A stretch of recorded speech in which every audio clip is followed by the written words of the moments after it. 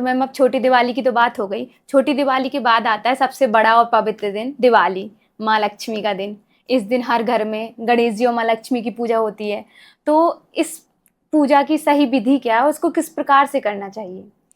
माँ लक्ष्मी की पूजा से पहले मैं यहाँ कहूँगी कि दीपावली की सुबह से शुरुआत कैसे करो, ये बता देती हूँ।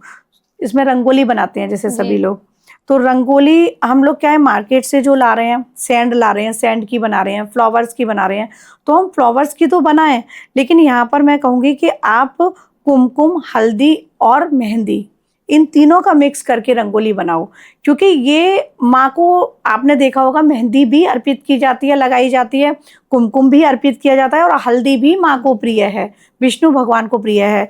तो आप जो भी सैंड की बना रहे हैं, फ्लावर्स की बना रहे हैं, वो सब बनाएं, लेकिन एक रंगोली मुख्य द्वार पर जो बनेगी वो आप इन 3 चीजों की बनाएं, छोटी सी ही बना लो, लेकिन सिंदूर, हाँ हल्दी, मेहंदी। हाँ, आप उसमें हल्दी की बनाएंगे, मेहंदी होगी और कुमकुम रोली, इन तीनों चीजों की आप बनाओ। आप एक जो रंगोली बनाएंगे वो चावल का आटा या भीगे हुए चावल को मिक्सी में पीस लो और उसके बाद उसमें कुमकुम ऐड करके एक उसकी रंगोली बनाओ। साउथ में तो ऐसी ही बनती हैं, तो ये वाली रंगोली बनाओ, क्योंकि चावल और ये जो मैं हल्दी बता रही हूँ ये बहुत ही पवित्र है।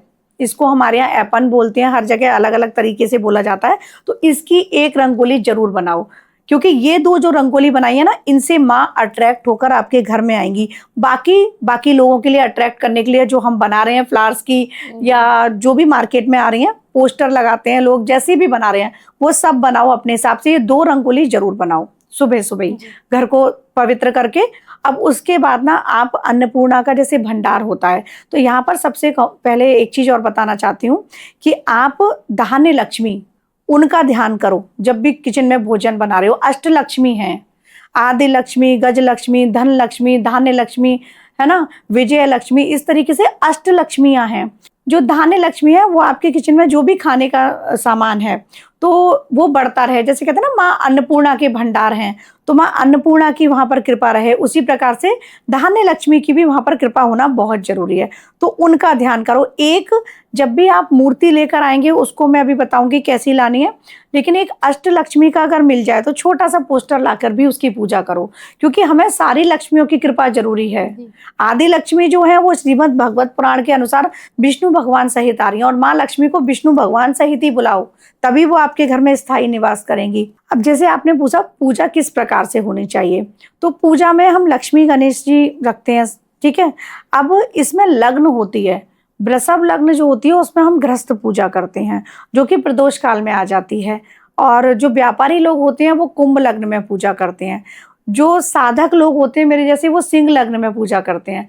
तो अब मेरे जैसे लोग जो सिंह लग्न में कर रहे हैं आप भी कर सकते हो। वो किस लिए है, कोई आपको पर्टिकुलर मंत्र जाप करने हैं, क्योंकि ये काल रात्रि है, इस रात्रि जो भी जाप करोगे वो सिद्ध हो जाते हैं। जैसे आपने अभी नवरात्रों में सिद्ध कुंजिका किया, वो इसी दिवाली रात्रि में बैठ के करो, सिद्ध हो जाएगा आपका। इसी प्रकार से ना अब वृषभ लग्न में जैसे हम गृहस्थ लोग पूजा कर रहे हैं, तो आपने जो मूर्तियां लेकर आए हैं आप लक्ष्मी गणेश जी की वो रखेंगे, साथ में आप खीर लेकर आते हैं, बताशे लेकर आते हैं। माँ को कमल जो पुष्प है बहुत प्रिय है, लेकिन उसके साथ ही नागकेसर का फूल होता है, और नागकेसर का फूल किसी भी जो ये पूजा वाले होते हैं उनके पास मिल जाएगा। तो नागकेसर का फूल अर्पित करो, सिंघाड़ा अर्पित करो माँ के लिए। उनके लिए भोग में आप मखाने की खीर बनाओ। सबसे प्रिय क्या है भोग में माँ को? भोग में माँ के लिए खीर प्रिय है, खीर बनाओ आप। चावल की बना सकते हो, मखाने की भी बना सकते हो। मखाना मैं इसलिए कह रही हूँ क्योंकि मखाना माँ को प्रिय है बहुत। तो अगर आप चावल की खीर बना रहे हो तो उसमें मखाना ज्यादा क्वांटिटी में डालो, और ड्राई फ्रूट कम क्वांटिटी में डालो, मखाना ज्यादा।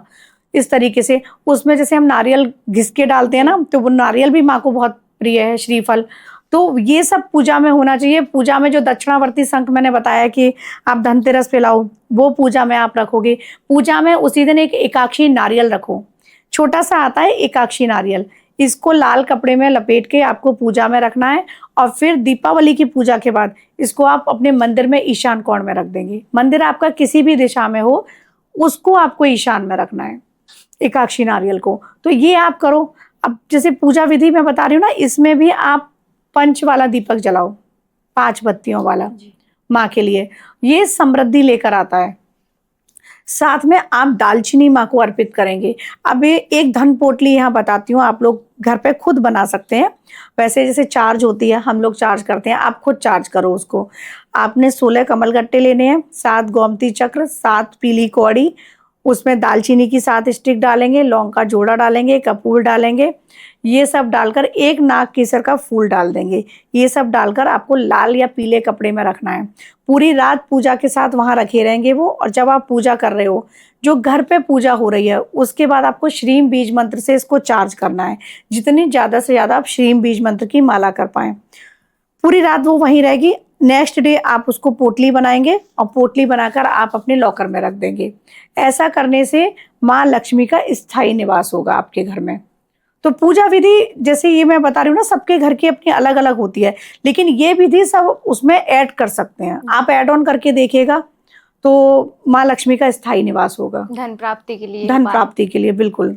और जैसे हमने पूजा जो करते हैं मंदिर में, घर के मंदिर में, तो डायरेक्शन क्या होनी चाहिए जो हम पूजा करते वक्त?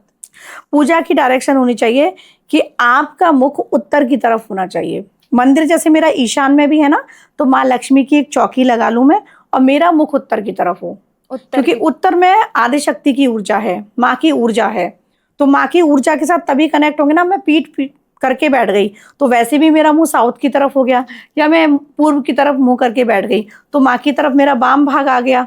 तो वो एनर्जी मुझे आमने सामने चाहिए माँ की, है ना। इसमें ज्ञान शक्ति, क्रिया शक्ति, इच्छा शक्ति, तो जो लक्ष्मी जी हैं वो इच्छा शक्ति को रिप्रेजेंट करती हैं माँ लक्ष्मी। तो वो इच्छा शक्ति, हमारी इच्छाओं की पूर्ति धन से ही होती है ना। तो इसलिए हमें उत्तर की तरफ मुख करके बैठना है।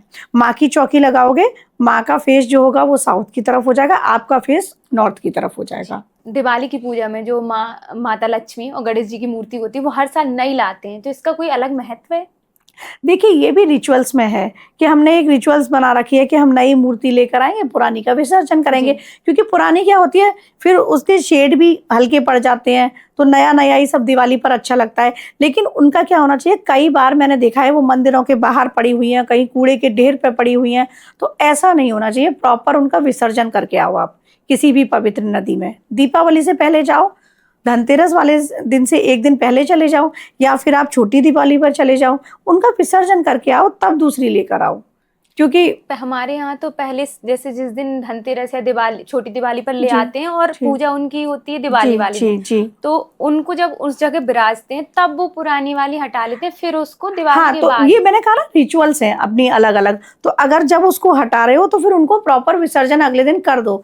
ऐसा ना हो वो माँ लक्ष्मी गणेश जी तो आपने स्थापित कर दिया और ये कहीं ले जाकर, ऐसी कई बार होता है कि मंदिरों में ले जाकर रख देते हैं और मंदिरों में वो फिर निकाल कर बाहर डाल देते हैं, तो वो मूर्तियां खंडित हो रही होती हैं। तो इस तरीके से नहीं होना चाहिए, उनका विसर्जन करके आओ प्रॉपर। और मैम जैसे कुछ लोग होते हैं जो नहीं विसर्जित करते हैं, उनको पुरानी तो रखी उनके मंदिर में, उन्हें नई और विराज दी, फिर दोनों की पूजा कर रहे हैं। देखिए, ये अपनी श्रद्धा का विषय है, लेकिन मैं कहूंगी कि पुरानी का विसर्जन कर दो। क्योंकि अब वो 2 लक्ष्मी हो गई, 2 गणपति जी हो गए, है ना। नई की ऊर्जा आपने संचारित कर ली, पुराने की ठीक है 1 साल से ऊर्जा संचारित चली आ रही है आपके घर में, लेकिन फिर पुराने को विसर्जन करना ही श्रेष्ठ है। और क्या किसी पर्टिकुलर मटेरियल की जो प्रतिमाएं लाना ज्यादा उचित होता है? आप चांदी की ला सकते हो वैसे तो, लेकिन मिट्टी में लाओ तो पीओपी की मत लाओ, पीली मिट्टी की या फिर काली मिट्टी की ले आओ। आप मार्केट में देखोगे, बोलोगे तो वो बता देंगे पीओपी मत लाओ। मिट्टी क्योंकि शुद्ध बताई गई है ना, धरती से जुड़ी हुई है, मिट्टी से ही हमारा अस्तित्व है, तो अस्तित्व से जुड़ा रहना बहुत जरूरी है ना। आप मिट्टी की लेकर आओ। तो मैम जैसे आपने बताया कि चांदी की मूर्तियां भी ला सकते हैं, तो चांदी की मूर्तियां तो लोग विसर्जित नहीं करेंगे ना? नहीं, चांदी की मूर्ति का विसर्जन नहीं करना, वो तो फिर एक मेटल में है ना आपके पास। तो जैसे पीतल की मूर्तियां होती हैं, वो प्रतिष्ठित होकर आपके मंदिर में स्थापित हो चुकी हैं, तो वो तो आपकी लाइफ टाइम के लिए हो गई। जब वो किसी भी रीजन से खराब या कुछ ऐसा आपको लग रहा है तो आप चेंज कर रहे हैं, वो एक अलग बात है, लेकिन वो तो आपके मंदिर में स्थापित हो चुकी हैं, उनमें प्राण प्रतिष्ठा हो चुकी। तो मैम दिवाली पे हमें कितने दिए जलाने चाहिए? दीपावली पर अक्सर क्या होता है प्रिंसी जी कि हम काउंट नहीं करते हैं और ऐसे ही दीपक जला देते हैं। लेकिन यहाँ मैं बताना चाहूँगी, बहुत अच्छा प्रश्न किया है आपने, कि 108 दिए जलाने चाहिए टोटल पूरे घर में। और जो लोग नहीं जला पा रहे हैं 108, तो फिर आप मिनिमम फिर 51 जलाओ, लेकिन वैसे 108 ही बोलूंगी। 108 में आप देव स्थान पर जाकर, मंदिरों में जाकर भी लगा सकते हैं। टोटल 108 दिए आपको जलाने हैं। अब यहाँ पर जो दिए हैं उनमें आपको लौंग के जोड़े भी डालने हैं 108 दियो 108 दियों में। लेकिन अगर आप नहीं डाल पा रहे हो, क्योंकि ये बहुत लंबा प्रोसेस है, बहुत सारे लोग नहीं कर पा रहे हैं, तो 11 दिए में तो आप डाल ही दो। और जो घर के मुख्य मुख्य स्थान हैं, जैसे ब्रह्म स्थान हो गया, मुख्य द्वार हो गया, बेडरूम हो गया, ड्राइंग रूम हो गया, किचन हो गई, बालकनी हो गई, है ना, ऐसे 11 दिए मुख्य मुख्य स्थान पर तो आप वो रख ही दो जिसमें आपने लौंग डाल रखी है। तो मैम कुछ लोग जो दिए जलाते हैं, कुछ घी के भी जलाते हैं, कुछ तेल के जलाते हैं, तो क्या इनको कहीं पर्टिकुलर जगह रखना चाहिए? हाँ बिल्कुल। अब जैसे घी के दिए हैं, अपना मंदिर हो गया, वहां पर आप घी का दिया लगाओगे। अब जो वरुण देव के लिए आपके किचन में, मैंने जैसे बताया था धनतेरस वाले दिन, वहां पर आप घी का दिया लगाओगे। आपने तुलसी वृक्ष पे लगाया तो आप घी का लगा सकते हो या तिल के तेल का लगा सकते हो। जैसा मैंने बताया कि आंवले का वृक्ष लेकर आओ, अब बहुत सारे लोग अगर ले आए धनतेरस पर तो उस पर घी का दिया लगेगा। किसी के यहाँ बिल्व वृक्ष है, उस पर घी का दिया या तिल के तेल का दिया लगेगा। बाकी जगह आप सरसों के तेल के दिए लगाएंगे। ये विधान है इसमें। और दिवाली वाले दिन एक भी जगह ऐसी मत छोड़ना जहाँ दिया ना हो। हम क्या करते हैं कि अक्सर ज़्यादातर लोग जो ड्रेन होती है, नालियाँ होती हैं, वहाँ दिए नहीं लगाते हैं। वहाँ से भी नेगेटिव एनर्जी आ सकती है, तो आप वहाँ पर भी दिया लगाओ जो कहीं से भी आपके घर में नेगेटिव एनर्जी एंटर कर पाए। तो ये करना बहुत ज़रूरी है। रात्रि में इसमें जागरण का है विधान, तो क्योंकि माँ लक्ष्मी आती हैं, द्वार भी खुले रखे जाते हैं, तो 12 बजे तक तो सब जगते हैं। मैं कहती हूँ 12 बजे के बाद आ जाती है सिंह लग्न। तो आप, मैं तो करती हूँ, आप या आप जो लोग भी सुन रहे हो करना चाहें, बैठकर जिस भगवान की आप पूजा करते हो, शिव जी की, लाला की, श्री जी की, हनुमान जी की, जिस भी भगवान की करते हो, उसका बैठकर जाप कर लो। आपका जाप तो हो जाएगा सिद्ध, और माँ लक्ष्मी देखेंगी इस समय घर में सकारात्मक ऊर्जा है, अच्छी अच्छी चीज़ों का यहाँ पर प्रभाव हो रहा है, वो आपके घर में स्वतः ही आ जाएंगी और स्थायी रूप से निवास करेंगी। और स्थायी रूप से निवास करने के लिए यहाँ बताती हूँ कि माँ लक्ष्मी जी की जब आप आरती करेंगे तो आप विष्णु भगवान की आरती करेंगे। जो लक्ष्मी पूजा में आप विष्णु भगवान की आरती करें, ओम जय जगदीश हरे, भक्तजनों के संकट, फिर उसके बाद माँ लक्ष्मी की आरती आप करो। तो सबसे पहले तो गणेश जी की आरती, सबसे पहले गणपति जी की होती है। अब माँ लक्ष्मी जी की आरती हमने कर दी, तो आरती के बाद क्या होता है, माँ विदा हो जाती हैं, तो उनको विदा नहीं करना है, हमें रोक के रखना है। जब आप विष्णु भगवान की आरती करेंगे वो रुक जाएंगी, और विष्णु भगवान सहित ही आप उनकी पूजा करो, क्योंकि स्थायी रूप से अगर रोकना है तो वो अपने पतिदेव के साथ ही रुकेंगी। तो उनको रोको। आपने देखा भी होगा पोस्टर में माँ लक्ष्मी जी उनके चरण दबा रही हैं। जी। और पालन करता है विष्णु भगवान, तो माँ लक्ष्मी और पालन करता, सृष्टि के पालन करता है, दोनों की कृपा हमको चाहिए। तो इस प्रकार से दीपावली को सभी लोग मनाएं और दीप प्रज्वलित करें, और जैसा मैं बार बार कह रही हूँ, अपने अंदर के अंधकार को मिटाएं और ज्ञान को, अपने अंदर के सकारात्मक ऊर्जा को आप प्रकाशित करो। और मैम जैसे कुछ लोगों की दुकान होती है, बिजनेस वगैरह होते हैं, तो वो अपने दुकान पे किस प्रकार से पूजा करें या क्या करें जिससे उनके बिजनेस या दुकान में उनको ग्रोथ मिले? दुकान में ग्रोथ के लिए यहाँ बताना चाहती हूँ, जैसे मैंने एक प्रयोग बताया था ना, कमल गट्टे, गोमती चक्र, कौड़ी, वो सब कुछ आप अपनी दुकान में अभिमंत्रित करके दीपावली पे अभिमंत्रित कर सकते हो। आप धनत्रयोदशी वाले दिन अभिमंत्रित कर सकते हो। दुकान के गल्ले में आप ये डाल दो, ये सारी चीजें आपकी दुकान में, आप देखेंगे लक्ष्मी की ऊर्जा बढ़ना स्टार्ट हो जाती है। माँ लक्ष्मी स्थायी रूप से निवास करती हैं। और जिनका व्यवसाय नहीं चल रहा है, बहुत ऐसे लोग बहुत परेशान हैं, तो वो क्या करेंगे, 11 रक्तगुंजा या 7 रक्तगुंजा लेकर अपने दुकान की नजर उतारेंगे दीपावली वाले दिन। जैसा कि मैंने पहले बताया कि चौराहे पर ही ये प्रयोग होते हैं, और आप मत करो, या फिर वहां कोई डेंजर का निशान बनाओ। तो चौराहे पे अगर आप डाल रहे हो तो आपको ऐसे नहीं फेंकने हैं, क्योंकि किसी का पैर उस पर नहीं पड़े। आप एक जगह रखोगे और वहां कोई आप निशान बना दो बनाते में, और मैं कहूंगी या फिर आप इसको ले जाकर कहीं गंदी जगह या सुनसान जगह फेंकाओ। नाले होते हैं, नाली होती है, वहां जाकर इनको फेंक सकते हो, या फिर आप इनको कहीं निर्जन स्थान में, जो भी जहां कोई जाता ना हो, वहां फेंकाओ। क्योंकि किसी, आपका व्यवसाय नहीं चल रहा है, हो सकता है किसी ने बांधा हो सकता है कोई बैड एनर्जी हो, तो वो बैड एनर्जी किसी दूसरे तक क्यों जानी है। आप इसको दूर कराओ, जो सबसे ही दूर रहे, किसी और को भी प्रभावित ना करे।